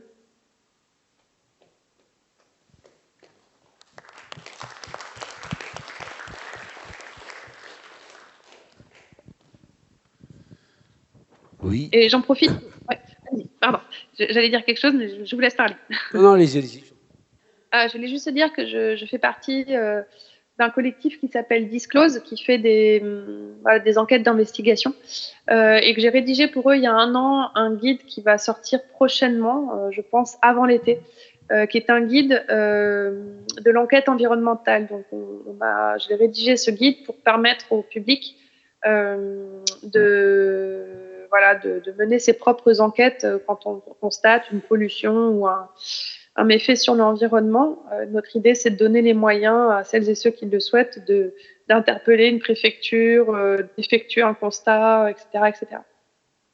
Donc là, il n'est pas sorti, mais il doit sortir prochainement. Ça sera sur le site de Disclose. Alors, pour compléter le discours de monsieur tout à l'heure par rapport au lac de Montbel, il y a la nappe phréatique qui est entre Foix et Toulouse, qui est en train d'être massacrée en partie, et qui va l'être beaucoup plus pour faire une autoroute entre Toulouse et Castres et une ligne de train à grande vitesse entre Toulouse et Bordeaux. Et donc elle est massacrée, elle est déjà descendue de 3 mètres, et là ça va être encore pire, et elle est polluée aussi. Ouais. Donc c'est la nappe qui alimente Toulouse. Voilà. Donc il y a des associations qui luttent, mais informez-vous, c'est très important. Et puis sinon, quand on parle du vivant, donc on parle des arbres, des papillons, des insectes, ainsi de suite, mais on oublie souvent la base de la vie. Pendant 2 milliards d'années, il y a eu des cyanobactéries qui ont fabriqué de l'oxygène, et heureusement qu'elles étaient là. Et on parle très peu des bactéries et des virus. Et sans eux, nous ne serions pas en vie. Et quand je vois la campagne qu'il y a eu avec le Covid, alors excusez-moi, je ne suis pas complotiste, mais il y a eu des scientifiques de chez nous de renommée mondiale, tel Perron, je pourrais citer un autre, mais qui est très polémique, qui a été devant les tribunaux et qui en est ressorti blanchi, a été blackboulé dans tous les sens du terme par tous les journalistes. Et derrière ça, la campagne Covid a été orchestrée par le cabinet McKinsey, qui est le plus gros cabinet de conseil de beaucoup de nations, de beaucoup d'organisations intergouvernementales, d'ONG, de ministres et de tout ce qu'on veut, de tous les richissimes du monde. Voilà, donc on a affaire à une information une mafieuse. Je ne sais pas ce que je peux et donc, ça a créé, ce que je regrette beaucoup, c'est la peur qui a été créée dans notre société Et la peur des gens, du voisin, plus serrer la main, plus, enfin bon, la peur du voisin. Et les enfants, c'est terrible. Et pour lutter de la contre, c'est de la perversion. Et bien, je ne sais pas comment il faut faire.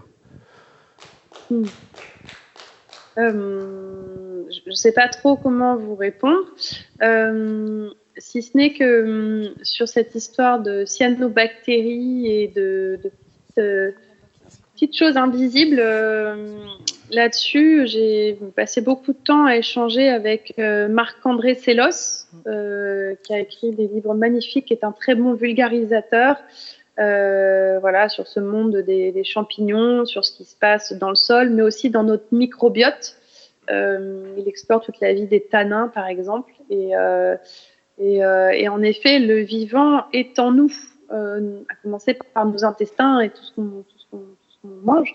Et s'il y a une vertu à cette crise du Covid, ça aurait peut-être été justement de retenir que c'était une zoonose à la base, dans ce qu'on a pu documenter. Là, il y a encore une découverte qui a été faite sur la présence d'un certain type de chien sur le marché de Wuhan, apparemment où le virus s'est transmis, et qui devrait nous interpeller justement sur la nécessité de remettre la santé de nos écosystèmes au centre de la partie. Gilles Boeuf aussi, qui est un autre spécialiste de ces questions avec qui j'ai passé beaucoup de temps, me faisait remarquer que pendant longtemps dans le conseil scientifique sur les questions de Covid, il n'y avait que des médecins et aucun vétérinaire. Et donc, ils ont plaidé à leur niveau pour que des vétérinaires soient intégrés aux réflexions. Et là, vous voyez les prévisions qu'on fait pour cet été, au-delà des incendies et de la sécheresse, on va aussi avoir des problèmes de maladies infectieuses, notamment via les moustiques. Et la grippe aviaire aussi, on n'a pas fini d'en entendre parler, avec possiblement des effets sur la santé humaine. Donc, on a devant nous des sujets sérieux, inquiétants, dont il faut s'emparer. Et je crois que écouter ce que disent les sciences aujourd'hui qui documentent tout ça est très important. Et je crois que ça fait partie de l'incompréhension de nombreuses personnes en France de voir la différence entre ce que certains savent et les alertes qui sont émises et la manière dont ces enjeux sont adressés. Mais je pense que c'est partout pareil, hein, en fait, même à l'étranger. Mais voilà, il faut quand même se renseigner et interpeller et trouver des moments pour bien parler de tout ça. Oui, bonjour. Je vais un peu revenir en arrière. Donc, je suis une ancienne bergère, donc j'ai élevé des brebis. Donc, je voulais juste dire que, en fait, c'est pas la nature devant nous, autour de nous, c'est nous sommes la nature. Elle est effectivement très présente en nous, puisqu'on a plus de cellules, des bactéries dans l'intestin que de cellules dans le corps. Donc, c'est quand même assez extraordinaire. Et que la question, pour moi, c'est la question de la continuité du vivant. C'est l'expression de Jacques Tassin sur son livre qui s'appelle L'écologie sensible, qui est remarquable. J'ai pas eu la chance de lire votre livre, mais je vais le faire. Et du coup, la nature, c'est le ver de terre dans le jardin, c'est la mouche à la fenêtre, c'est la puce du chien.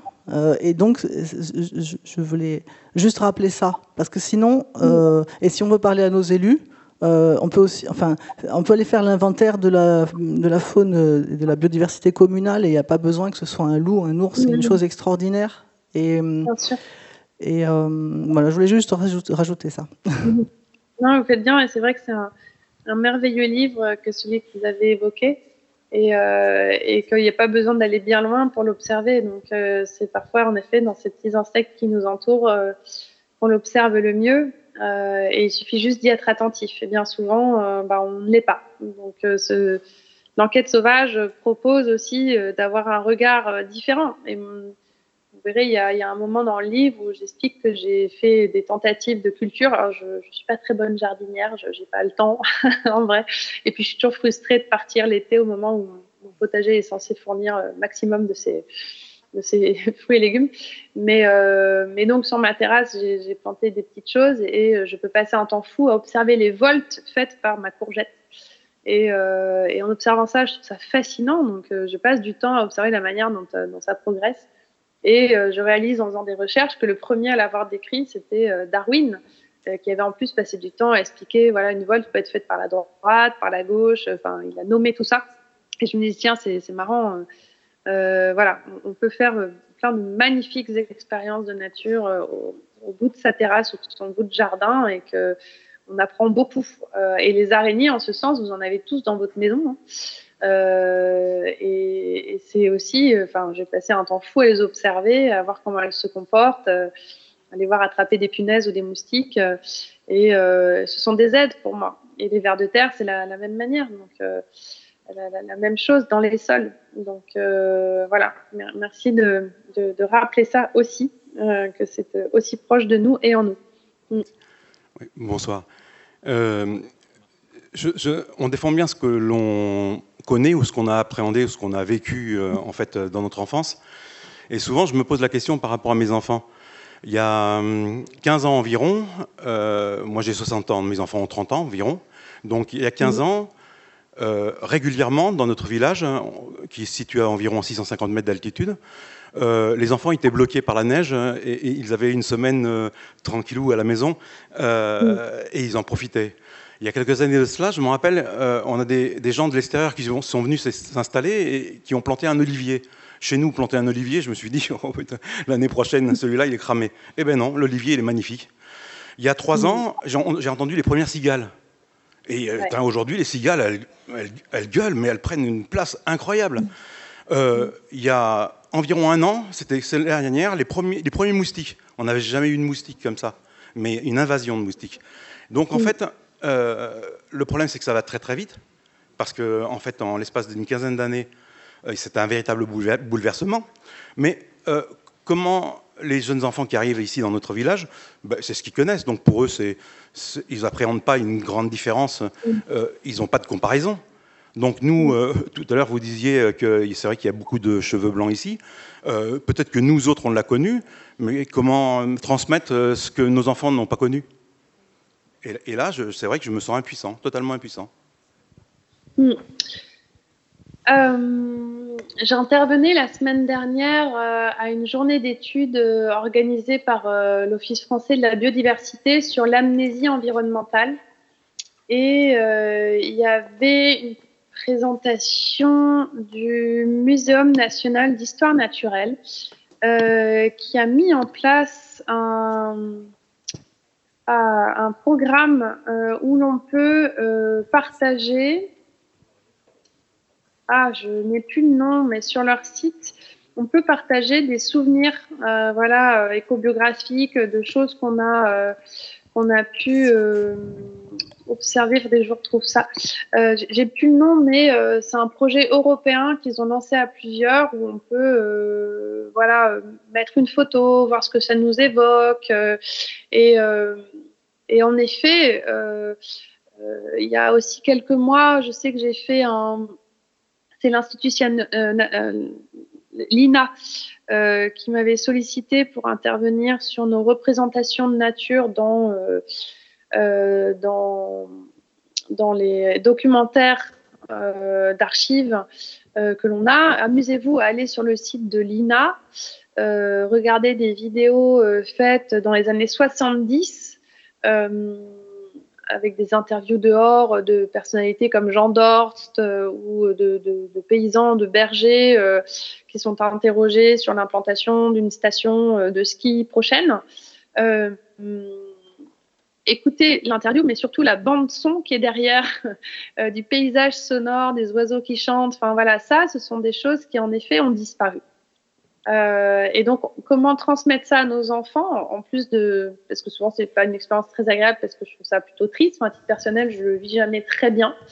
On ne peut que s'adapter. Et donc, du coup, leur montrer aussi des choses que l'on a à portée de main et trouver des espaces où c'est possible. Mais le vivant est en train de s'adapter. Comme nous allons devoir nous adapter. Sauf le vivant, il n'est pas documenté autant que nous. Et en effet, chez nous, pareil, là, les viticulteurs commencent à planter des oliviers. J'ai été interrogée la semaine dernière et on entend les cigales également. Donc, voilà, c'est aussi cette réalité-là qui est la nôtre aujourd'hui, mais on peut quand même faire des choses. Je veux dire, c'est une réalité différente, mais il y a encore des espaces où on peut observer et faire des expériences de nature. Là-dessus, vraiment, je vous invite à aller vous renseigner sur les associations et organismes qui existent à côté de chez vous. Il y en a vraiment partout en France et je suis sûre que il y a des ressources que vous pouvez trouver à bien d'égards. Je suis juste en train de... Juste pour les organisateurs, il y a marqué qu'il reste 5 minutes à la réunion. Oui, voilà, ce sera une toute petite dernière question, je crois, dans le public. Ouais. Oui, alors Pardon, enfin, c'est plus une réflexion qu'une question. Effectivement, on parle beaucoup de l'humanité, de l'histoire de l'humanité. On dit que l'homme est la plus belle chose qui soit arrivée à la Terre, quasiment, avec sa culture, ses organisations culturelles, politiques à travers l'histoire. En gros, on aurait façonné un monde merveilleux. Et on ne parle jamais de civilisation du vivant, d'autres, je ne sais pas, la civilisation de la limace, du liseron, du rossignol, et toutes ces formes du vivant qui disparaissent sont à chaque fois des civilisations entières qui disparaissent. Est-ce qu'il ne serait pas temps un peu de les mettre sur le piédestal, au même titre que notre magnifique humanité, pour comprendre ce qu'on perd et pour essayer de découvrir ce qu'eux ont apporté à la planète?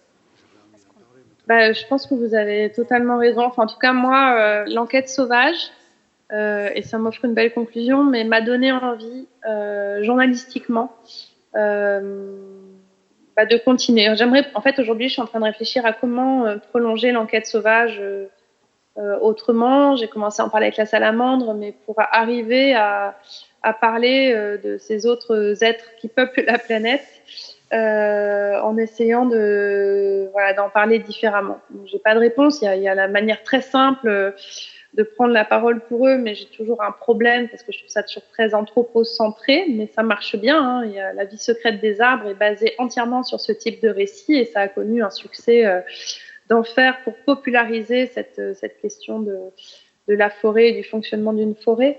Mais c'est aussi ce que raconte Baptiste Morisot, le philosophe, en invitant à tisser d'autres types d'alliances avec, de nous comporter comme des diplomates, de soigner la relation interespèce. Et je crois que on tient là, et je pense que on peut trouver dans les arts, la culture, le récit fictionnel, des subterfuges pour essayer aussi de décaler le regard et de parler de ces êtres non humains de manière un peu différente. Donc il y a beaucoup à faire. Voilà. Merci beaucoup Anne-Sophie. Je rebondis pour le public parce qu'il va y avoir au mois de mai des lectures justement de Baptiste Morisot par Clara Edouin du collectif 49701. Donc vous pourrez retrouver à nouveau Baptiste Morisot qu'on a eu par ailleurs en conférence il y a quelques mois. Et Marc-André Sellos, dont vous parliez tout à l'heure, sera aussi invité la saison prochaine. Et comme un monsieur avait une question brûlante, si vous en êtes d'accord, ou une remarque plutôt, peut-être on peut lui laisser le mot de la fin. Bien sûr. Oui, merci de me laisser le mot de la fin. Excusez-moi, je n'ai pas vraiment l'habitude de parler en public. En tout cas, merci pour le contenu de votre intervention qui donne vraiment envie de lire votre livre. Première remarque que je voudrais faire, moi je me suis totalement reconnu dans ce que vous avez dit. Quand on était jeune, on était en permanence en connexion avec la nature, on a dit tout le temps dehors, par mont, par vaux, à expérimenter ceci, à grimper aux arbres, à se lancer des cailloux, des fois à faire du mal aux pauvres vers de terre ou aux petits oiseaux. Bon, c'est vrai, je le confesse, mais on était tout le temps dehors, quoi. Hein, voilà. Deuxième remarque, dans une autre vie, j'étais enseignant, j'étais instituteur en Seine-Saint-Denis, pour ne pas la nommer, milieu artificialisé et bétonné s'il en est. Et il me tardait de revoir ma chère Ariège une fois que j'ai obtenu ma mutation. Je me suis dit, je vais enfin avoir des élèves qui vont être en connexion totale avec la nature. On va pouvoir faire plein de choses avec, qui concernent la nature, avec, dans et autour de la nature. Et je me suis rendu compte très rapidement que même ici, les enfants n'allaient pas plus loin que le portail du jardin, quoi, et qu'ils étaient complètement déconnectés, justement, du milieu naturel. Voilà. Troisième remarque, que j'en termine. Je voudrais dire que moi, il y a un mot dont j'ai particulièrement horreur, c'est le mot environnement. Alors, pourquoi est-ce que j'en ai horreur? Parce que c'est un mot qui suppose que nous, les humains, qui faisons partie de la biodiversité, on est au centre de tout. Voilà. Et que l'environnement, ben, ma foi, c'est ce qui est autour de nous et ce qui nous laisse évidemment au centre. Et donc, ce qui nous laisse totalement ignorants du milieu naturel. Voilà. C'était ma dernière remarque. Merci. Merci à vous. Merci.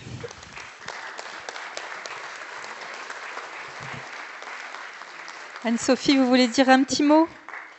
Merci à vous. Je vous souhaite un bon dîner et une bonne projection ensuite. J'étais ravie de passer ce moment avec vous, même si je ne vous ai pas trop vu. Mais merci pour vos questions.